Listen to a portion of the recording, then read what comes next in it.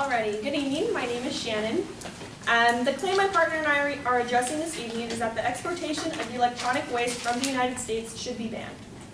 Electronic waste, more commonly known as e-waste, is the disposal of electronics. As stated by the United States Environmental Protection Agency, or EPA as they're known, we consider e-waste to be a subset of used electronics and recognize the inherent value with these materials that can be reused, refurbished, or recycled to minimize the actual waste that might end up in a landfill or improperly disposed of in an unprotected dump site either in the U.S. or abroad. According to a report published on nationalgeographic.com, e-waste contains many valuable elements such as gold, copper, aluminum, iron, and different forms of plastics. However, it also contains harmful toxins such as lead, chromium, mercury, chemical flame retardants, and beryllium, which can be harmful to our water and soil. EPA stated that an undetermined amount of used electronics is shipped from the United States and other developed countries to developing countries that lack the capacity to reject imports or to handle these materials appropriately.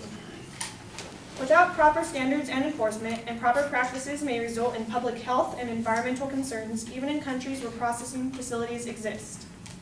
As claimed by an article from The Economist, e-waste is growing at 3 times the rate of other kinds of rubbish, fueled by gadgets' diminishing lifespan and the appetite for consumer electronics among the developing world's burgeoning middle classes.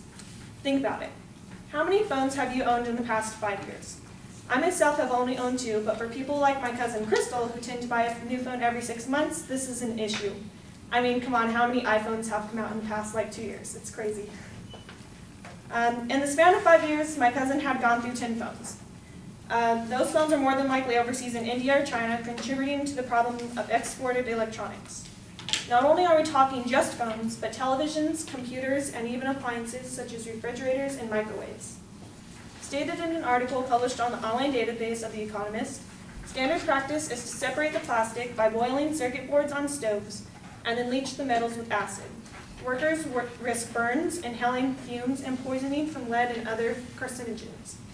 No, these are developing countries, thus they don't have a lot of the proper tools or training needed to safely dismantle electronics. As discovered in an investigation by Discovery News, many of the workers at the plants are illiterate and desperate for work. Safety equipment such as gloves, face masks, and fans are unheard of. Without these tools and special training, injury and illness are common. Once again, as a developing country, they most likely have insufficient health care. Since they make low wages, most are unable to afford the services of a doctor or medicine. The big controversy about exporting e-waste overseas is that it saves money. This may be true now, but how about in the long run, when word gets out that major companies pay little to nothing for poor, undeveloped country workers to take apart dangerous electronics? In the same study done by Discovery News, it was found that workers in the India plant suffered from several breathing problems, such as severe asthma and bronchitis. Most workers reported that by the age of 35, one was no longer capable of working due to the severe conditions.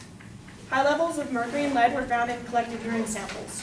There was also a high number of miscarriages among the women who worked at the facilities. According to Greenpeace, it is 10 times more expensive to dismantle e-waste in the United States. But in the long run, it would look good for companies and people of the U.S. to support the local businessmen and recycle their e-waste in a safe and friendly way. E-waste recycling plants are found in the United States, though in small numbers. Electronic Recyclers International have 7 plants nationwide and are able to collect up to 90% of the precious materials found in e-waste through measured burning of the parts in furnaces. Not only that, but if e-waste exportation were to be banned, more plants would open up nationwide, allowing for the circulation of more jobs. More jobs means a better circulating economy. On top of that, we tend to be more advanced in technology, so you can assure that our recycling plants would be a lot safer for not only the workers, but for the environment as well. Let's take care of our own employment problems before we worry about those of another country. Also, if one cared for the needs of the other country, then they would stop the exportation of e-waste to save the plant workers the probability of a slow death from harmful chemicals and acids found in e-waste electronics. As a nation, we should better our economy so that in the future we can do the same for others.